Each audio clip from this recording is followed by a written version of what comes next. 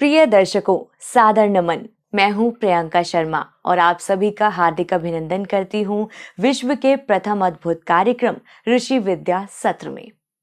दर्शकों, सौर मंडल के सभी नवग्रहों का हमारे जीवन पर प्रभाव पड़ता है। जन्म के समय मौजूद ग्रहों की स्थिति और नक्षत्रों के आधार पर हमारी कुंडली का निर्माण होता है और उसी के अनुसार सभी ग्रह अपने अपने स्वभाव के अनुसार हमारे जीवन को चलाते हैं। लेकिन हमारे जीवन में जो हो रहा है या जो होने वाला है, वो सब कुछ, चाहे वो सकारात्मक हो या नकारात्मक, वो सब हमारे पूर्व जन्मों के कर्मों पर निर्भर करता है। अब आप सोच रहे होंगे कि कैसे और क्यों? क्या जो हमारे जीवन में हो रहा है या जो होने वाला है वो हमारे जन्म नक्षत्रों या पूर्व जन्म के कर्मों की वजह से हो रहा है? इन्हीं सब सवालों का जवाब आपको प्राप्त होगा आज के ऋषि विद्या सत्र के अंक में, जो आपको प्राप्त होगा ऋषि विद्या के अप्रतिम अन्वेषक ऋषि प्रज्ञ श्रद्धेय आचार्य श्री शिवांश जी महाराज के श्रीमुख से।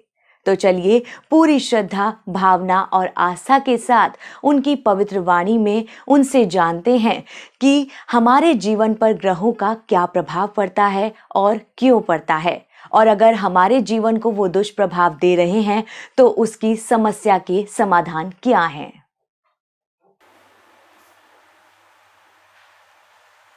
जब भी कोई जीवात्मा माता के गर्भ से इस धरा पर उत्पन्न होता है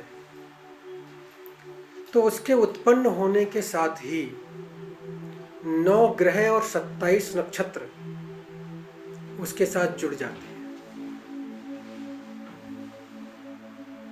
उसके पूरे जीवन से जुड़ जाते हैं। उसी से उसकी जो कुंडली है, जन्म पत्री है, वो बनती है उसी के आधार पर। अब ये उसका जन्म किस नक्षत्र में हो रहा है, ये निर्भर करता है उसके पूर्व जन्म के किए गए कर्मों के अनुसार। क्योंकि एक बड़ा प्रश्न खड़ा होता है इस चीज पर कि भाग्य महत्वपूर्ण है, कर्म महत्वपूर्ण है। लेकिन सच ये है कि भाग्य कुछ और नहीं है, कर्मों का ही तो अगला रूप भाग्य है। कर्म की मिट्टी से ही भाग्य भवन का निर्माण होता है, कुछ अलग नहीं है। तो जैसे कर्म हमने किए हैं पूर्व में, उन्हीं कर्मों के आधार पर हमें उसी प्रकार के ग्रह नक्षत्रों के जो मुहूर्त होते हैं उसमें जन्म मिलता है। वो किसी व्यक्ति के अपने हाथ में नहीं होता है कि वो इस मुहूर्त में जन्म ले सकता है या इसमें ले सकता है। वो उसके कर्मों के अनुसार स्वयं निश्चित होता है, उसमें व्यक्ति कुछ नहीं कर सकता। वो उसके लिए अपरिहार्य चीज है, उसमें उसका कोई बस नहीं चलता, क्योंकि वो उसका जन्म ही कर्म से प्रेरित होकर हो रहा है। तो फिर उस तरह के कर्म उसे भोगने ही पड़ेंगे। अगर अच्छा कर्म किया है तो उसके अनुसार अच्छा फल, बुरा किया है तो बुरा। अब अगर मान लीजिए जन्म मिल रहा है, पूर्व जन्म के कर्मों को बदल भी नहीं सकते, क्योंकि जो हो गया वो तो हो गया। क्योंकि उसके लिए कहा गया है अवश्य में भोक्तव्यम कृतम कर्म शुभाशुभम। यहाँ एक बात मैं सब लोगों के लिए समझाना चाहता हूँ, ध्यान रखने की बात है। मैंने ये सूत्र बोल दिया भगवान की वाणी का, इसलिए यहाँ ये समझाना आवश्यक है। हमारे समाज में एक बहुत बड़ा भ्रम है, और वो ये है कि कोई भी कर्म कर लो, गंगा स्नान करने से सब पाप धुल जाते हैं, या कितने भी पाप किए हों भागवत सुन लो, सब पापों से मुक्त हो जाते हैं। भागवत के महात्म्य में आया है। अब मैं ये नहीं कहूँगा कि ग्रंथों में ये गलत लिखा हुआ है। ग्रंथ हैं, हमारे प्राचीन ग्रंथ हैं, ऋषियों के द्वारा लिखे गए हैं, तो ये अनुचित तो हो ही नहीं सकते। हाँ, इस पर हम ये चिंतन कर सकते हैं कि ऐसा लिखा गया है तो क्यों लिखा गया है, क्या उसमें कोई रहस्य है या व्यर्थ की चीज है। व्यर्थ की चीज तो है नहीं, है तो कुछ ना कुछ रहस्य है।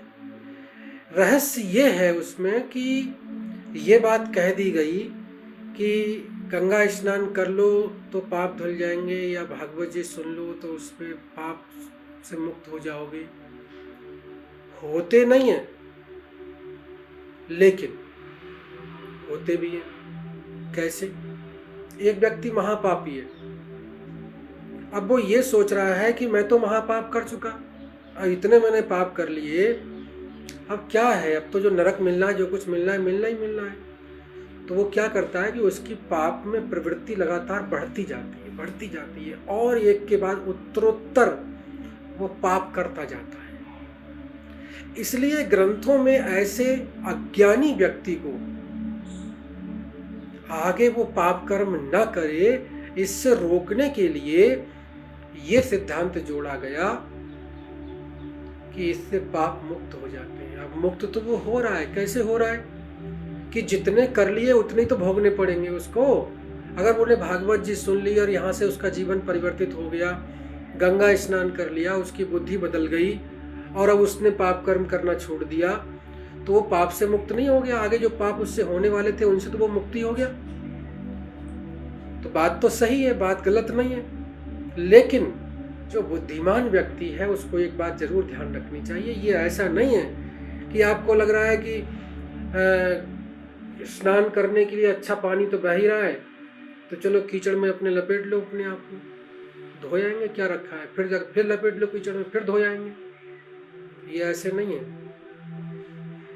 ये कर्मों के फल कभी व्यर्थ नहीं जाते, जो किया है वो भोगना ही पड़ेगा। इसलिए भगवान ने कहा कि अवश्य में भोक्तव्यम कृतम कर्म शुभाशुभम।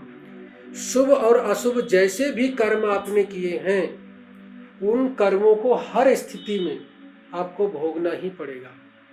आप उनको भोगे बिना बच नहीं सकते, हर स्थिति में भोगना पड़ेगा। अब जो हमारा ये विषय है कि जीवन पर किस प्रकार से ग्रहों का प्रभाव पड़ता है,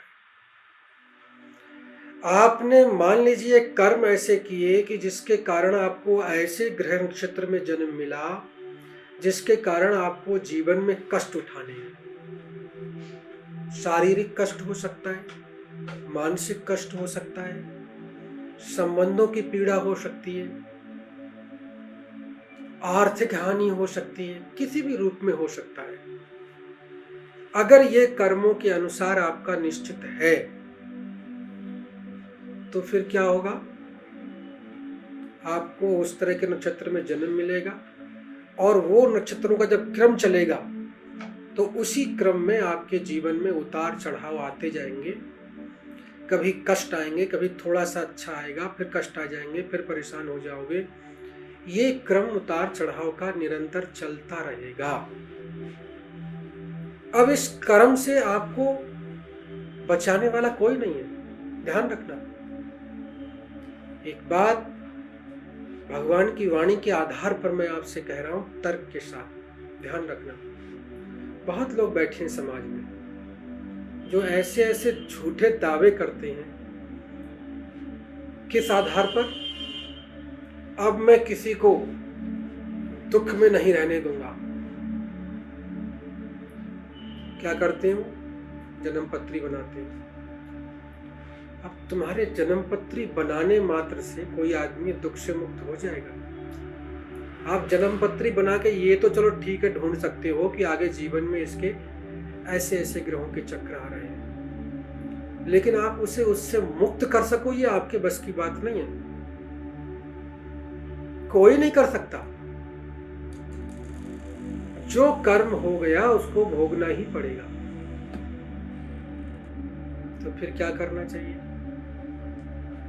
क्या करना चाहिए अगर जो हमसे पिछले कर्म हो चुके हैं और वो कर्म के फल हमें भोगने ही पड़ेंगे? तो हम क्या करें फिर? हाथ पे हाथ रख के बैठ जाएं, कुछ ना करें? भोगने तो पड़ेंगे। अब जो होना है वो होगा ही होगा। अजगर करे न चाकरी, पंछी करे न काम, दास मलुका कह गए सबके दाता राम। बैठे रहो, क्या करना है।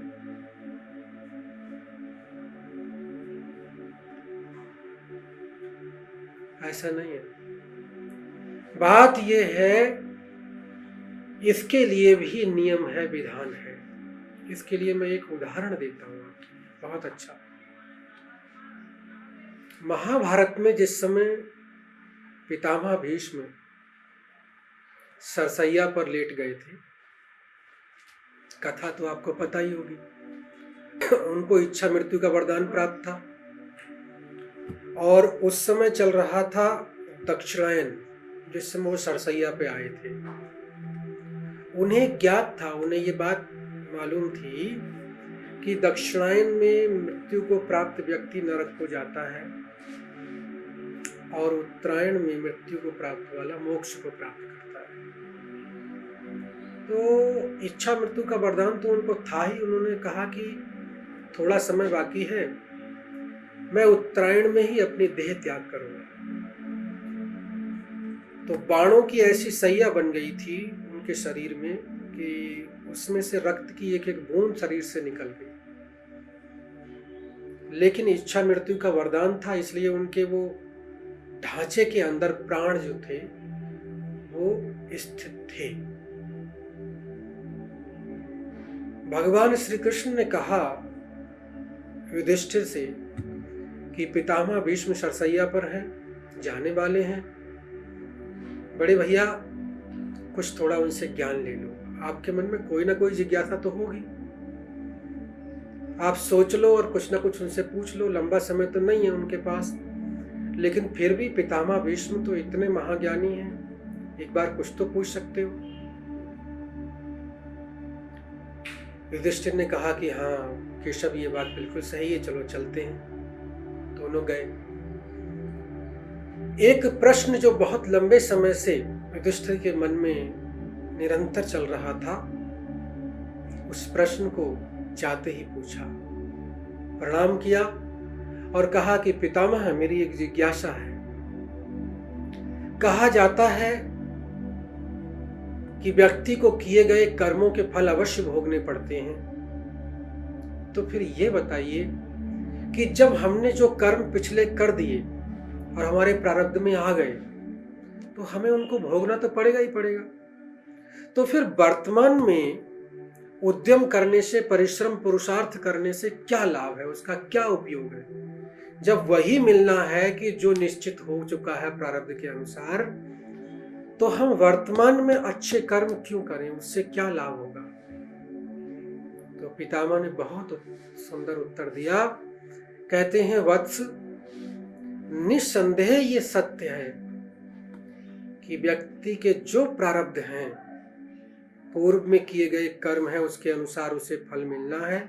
लेकिन अगर वर्तमान का उद्यम, वर्तमान का परिश्रम, वर्तमान का पुरुषार्थ उसका प्रबल है, बहुत तीव्र है, उसने इतना अच्छा कर रखा है, तो पिछले कर्मों का फल उसके सामने आएगा, भोग के लिए निश्चित रूप से आएगा। लेकिन ये ध्यान रखने की बात है कि वर्तमान का जो पुरुषार्थ होगा वो प्रारब्ध कर्मों के फल को इतना कम कर देगा, उनके प्रभाव को इतना कम कर देगा कि पता भी नहीं चलेगा, नगण्य हो जाएगा, गिनती में ही नहीं आएगा। इसलिए वर्तमान में हमें उत्तम कार्य, श्रेष्ठ कार्य करके हमें प्रयास करना चाहिए। अब ये एक बहुत बड़ा दर्शन सामने आया कि हमें क्यों करने होते हैं वर्तमान में। देखिए, थोड़ा सा इसको और समझिए। जैसे मान लीजिए अगर वर्षा हो रही है, सब जगह वर्षा हो रही है, आप बाहर निकलोगे तो भीगोगे, निश्चित रूप से भीगोगे। अब उसमें उपाय क्या है? अगर आपने एक छाता ले लिया, छाता लेकर के आप निकले, तो कुछ बूंदें तो पड़ेंगी आपके ऊपर, बिल्कुल आप एकदम एक बूंद ना पड़े आपके ऊपर, ऐसा तो नहीं हो सकता।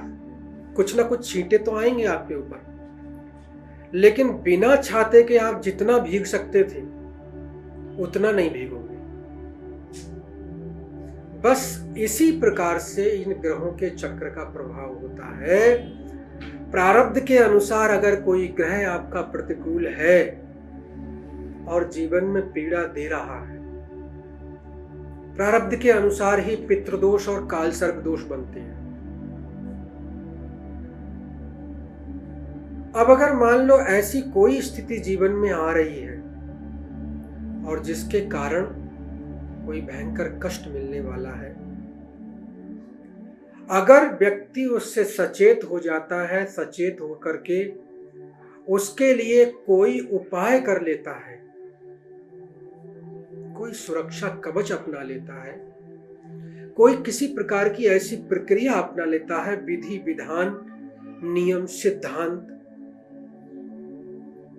तो उससे क्या होता है कि वो प्रारब्ध कर्म का प्रभाव तो होगा लेकिन पता भी नहीं चलेगा। जैसे मान लीजिए किसी के प्रारब्ध के अनुसार लिखा है कि उसको अपनी आयु के 18 वर्ष की उम्र में, 18 वर्ष 6 महीने 3 दिन की उम्र में जाकर के इतने बजकर इतने मिनट पर इस स्थान पर उसको इस घड़ी में इस नक्षत्र में उसको दुर्घटना होनी है।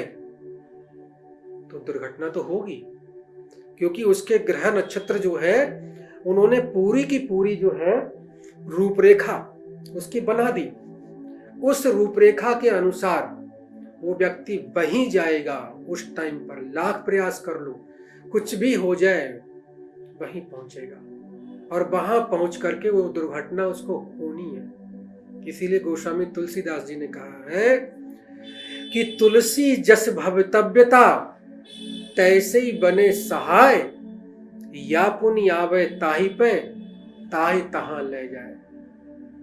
जो होनहार होता है, भवितव्यता होने वाला, वो ऐसी विचित्र है कि या तो स्वयं चलकर उसके पास आती है या फिर क्या होता है उसे खींच करके वहां ले जाती है। किसी बहाने ले जाएगी, किसी न किसी बहाने आदमी वहां पहुंच जाएगा। जरूरत नहीं होगी तब भी चला जाएगा, भटक करके पहुंच जाएगा, लेकिन पहुंचेगा, क्योंकि वो दुर्घटना उसकी वहां उसी स्थान पर घटनी।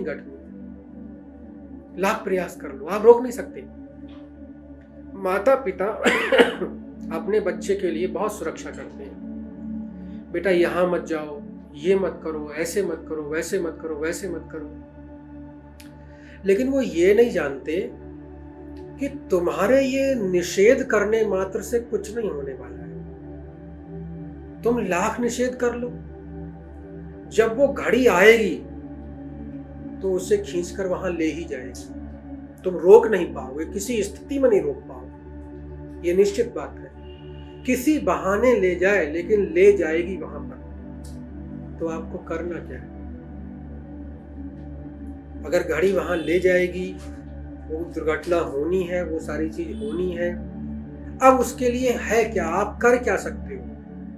ऐसा नहीं कि आप कुछ भी नहीं कर सकते, कुछ आपके हाथ में ही नहीं है, बहुत कुछ आपके हाथ में।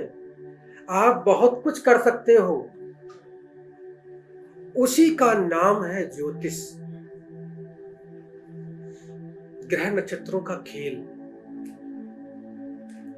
अब आपका ये ग्रह खराब है, ये ग्रह अच्छा है, ये ऊंचा है, ये नीचा है, ये सब बातें तो लोग बताते रहते हैं, लेकिन समस्या इस बात की है कि उनको रोकने का उपाय किसी के पास नहीं है।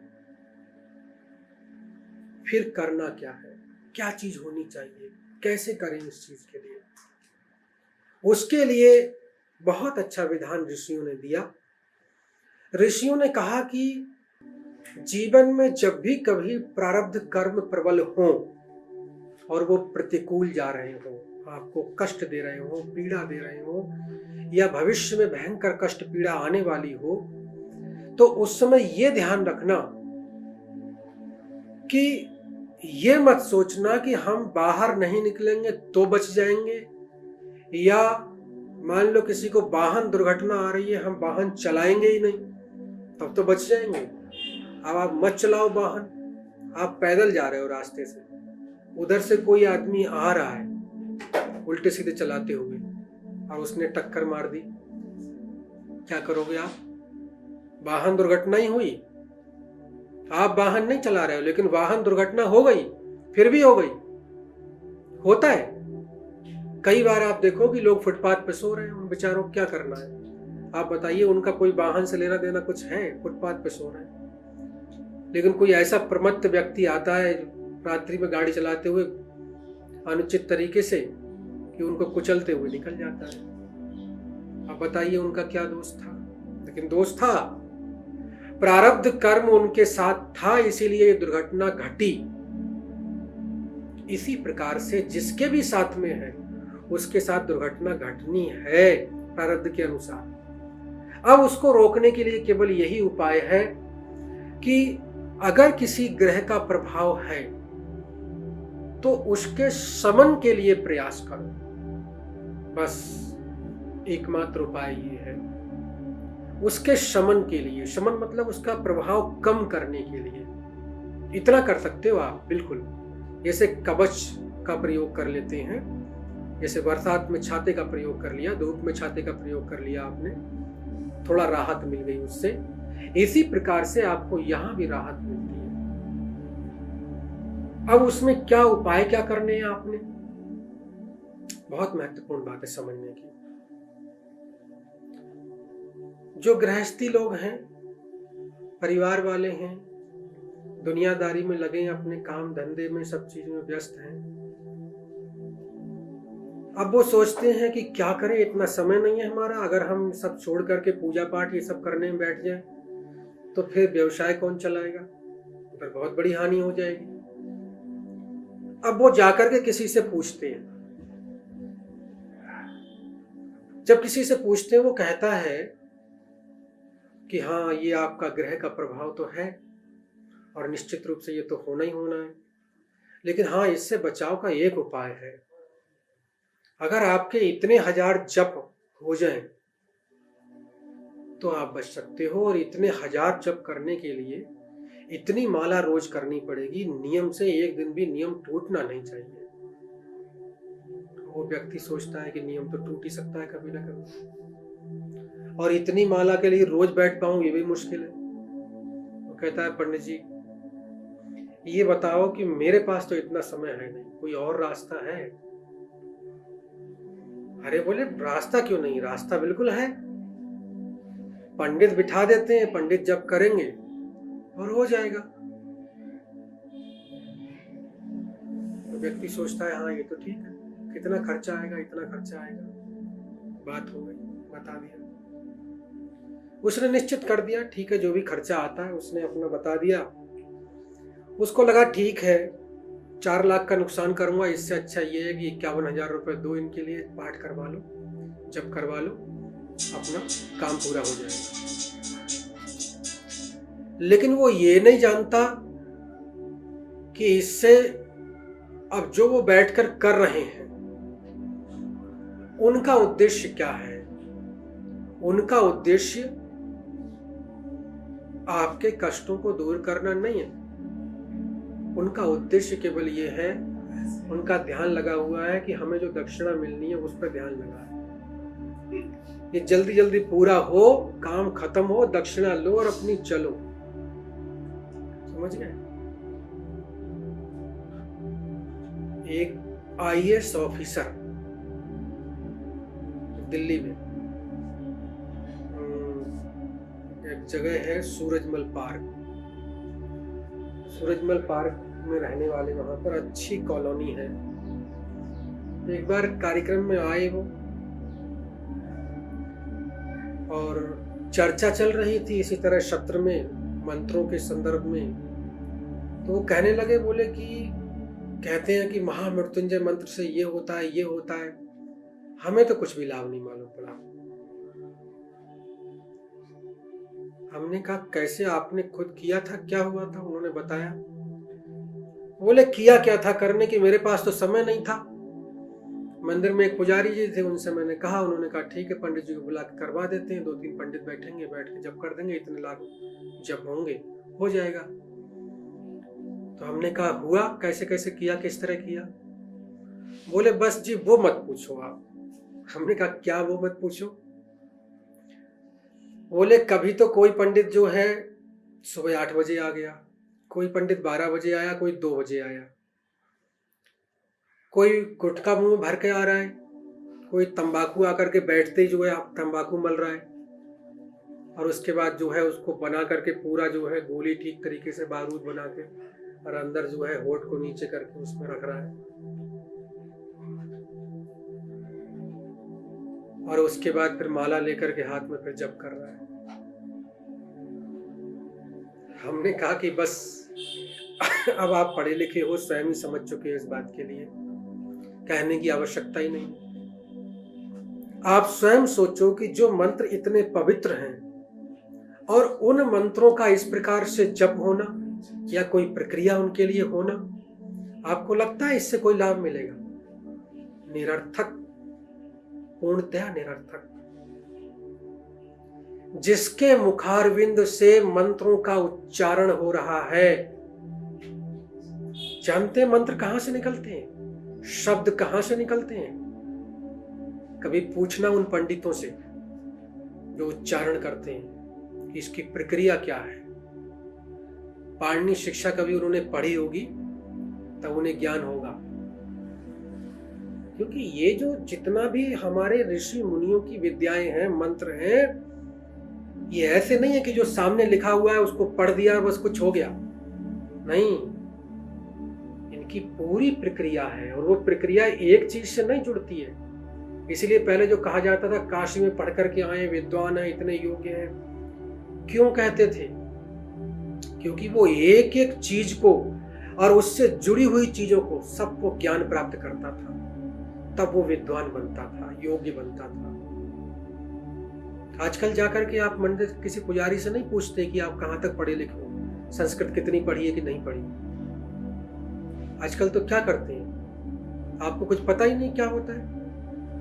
मंगलम भगवान विष्णु मंगलम गरुड़ध्वज मंगलम मंगलाय तन्नो मंगलाय स्वाहा, लपेट दिया, थोड़ा सा शुरुआत में बोला, उसके बाद सब लपेट करके पूरा कर दिया।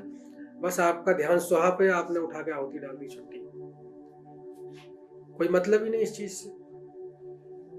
अरे ऐसा अनर्थ आप स्वयं कर रहे हो, उसके बाद में आप मंत्रों को, मंत्रों की शक्तियों को, इन चीजों को आप दोष दो कि ये फलित नहीं हो रही है। तो ये मूर्खता, ये दोष किसी और का नहीं है, स्वयं का है। अगर दिन में सूरज चमक रहा है दिन में, अगर दिन में चमकते हुए सूरज को उल्लू अगर ना देख पाए, क्योंकि उल्लू को दिन में नहीं दिखता, अगर दिन में उल्लू सूरज को ना देख पाए तो दोष उल्लू का है, सूरज का नहीं। सूरज तो जहां है वहां है, तो चमक रहा है। मंत्रों की शक्तियों से अगर हम परिचित नहीं हैं तो ये दोष हमारा है, मंत्रों का नहीं है। मंत्र तो अपनी जगह है। अंधा आदमी जा रहा है, रास्ते में कोई ठूंठ है, ठूंठ से वो टकरा जाए और उस पर क्रोध करे, भाई ठूंठ तो स्थायी है, वो तो उसका क्या दोष है, वो जहां है वहां है। दोष तुम्हारा है कि तुम उसको देख नहीं पा रहे हो, तुम आंखों से अंधे हो। इसी प्रकार से हमारे ये इन चीजों की है, जो हमारे मंत्र हैं, जो हमारी ये शक्तियां हैं, इनके संदर्भ में भी यही बात है। समझना यहां पर यह है कि इन मंत्रों की शक्तियों को आप विधिवत समझें, समझने के बाद उनका ठीक प्रकार से स्वयं प्रयोग करें, स्वयं प्रयोग। और जानते हैं कैसे होता है? सबसे बड़ी चीज उसकी अंदर से शुद्धि चाहिए, आंतरिक शुद्धि। अगर कोई भी तामसिक चीज को अंदर डाल रखा है किसी ने खाने पीने में, आपको क्या मालूम कि जो आपके यहां जब करने आया है उसने क्या खाया है? नहीं पता आपके लिए। पहले तो परंपरा ये थी कि ब्राह्मण को पहले भोजन अपने यहाँ कराते थे, जब कोई अनुष्ठान करते थे, कुछ करते थे, तो नियम था कि आपको यहीं रहना है, यहीं खाना है। अब आपको पता तो है कि क्या खा रहा है, खीर पूड़ी जो कुछ भी आप खिला रहे हो वही तो खा रहा है। अब ये तो नहीं है कि वो निगाह बचा करके जाके किसी ठेले पे अंडे भी खा लेगा। तो ये तो कम से कम आपको सोचना है हमें क्या करना है। मैं तो कहता हूं कि आपको दान करना है। देखो, दान करो, खूब करो, ब्राह्मणों को दान दो, दीन दुखियों को दान दो, खूब दान दो। लेकिन ये जो ईश्वरीय शक्तियां हैं इनके साथ समझौता मत करो, ये ध्यान रखने की बात है। अगर इनसे समझौता करोगे तो हानि उठाओगे। इसलिए पाणिनि शिक्षा में जो आता है कि आत्मा बुद्ध्या समेत्यर्थान मनो युक्ते विवक्षया मना कायाग्निम आहंति सा प्रेरयति मारुतम। जानते शब्द कहां से निकलते हैं? आत्मा बुद्ध्या समेत्यर्थान, आपका आत्म तत्व बुद्धि का साथ लेकर के दुनिया के जो पदार्थ हैं उनको विषय बनाता है। आत्मा बुद्ध्या समेत्यर्थान मनो युक्ते, फिर उसके बाद मन को आगे नियुक्त करता है, मन को दे देता है। विवक्षया, कहने के लिए, बोलने के लिए मन को प्रेरित करता है। मना कायाग्निम आहंति, उसके बाद मन जो है वो क्या करता है कि शरीर में स्थित जो प्राण वायु है उसको धक्का देता है, दबाव देता है, प्रेरित करता है। सा प्रेरयति मारुतम, और जैसे ही वो प्राण वायु के लिए प्रेरित करता है तब प्राण वायु आपके आकर के कंठ में तब शब्द निकलते हैं। अब आप बताइए, जो शब्द आत्मा से निकल रहे हैं उसके लिए कितना शुद्धिकरण चाहिए, अंतःकरण का। अंतःकरण, 4 इंद्रियां अंदर होती हैं, मन बुद्धि चित्त अहंकार। विषय थोड़ा विस्तृत है, थोड़ा इसका जो दूसरा भाग है इसे आगे प्रस्तुत करेंगे, क्योंकि अभी समय पूर्ण हो रहा है सत्र का। अगले सत्र में हम पुनः इस पर और विस्तार से चर्चा करेंगे, उसमें आप सभी श्रवण करें। ओम शांति। दर्शकों, मानव कल्याण के इस विशेष कार्यक्रम ऋषि विद्या सत्र के आज के अंक में आप सभी ने ऋषि प्रज्ञ श्रद्धेय आचार्य श्री शिवांश जी महाराज से जाना ग्रहों और नक्षत्रों का हमारे जीवन पर क्या प्रभाव पड़ता है और हमारे जीवन पर पड़ रहे सकारात्मक या नकारात्मक प्रभावों का सटीक कारण होता है हमारे पूर्व जन्मों के कर्म। दर्शकों, हमारे इस विशेष कार्यक्रम ऋषि विद्या सत्र के आगामी सत्रों में महाराज श्री आपको ग्रहों और नक्षत्रों के विस्तृत स्वरूप से आगे भी परिचित कराते रहेंगे और आपको और हमें कष्ट मुक्त करते रहेंगे। तब तक के लिए सादर नमन और देखते रहिए 7 वंडर्स टीवी।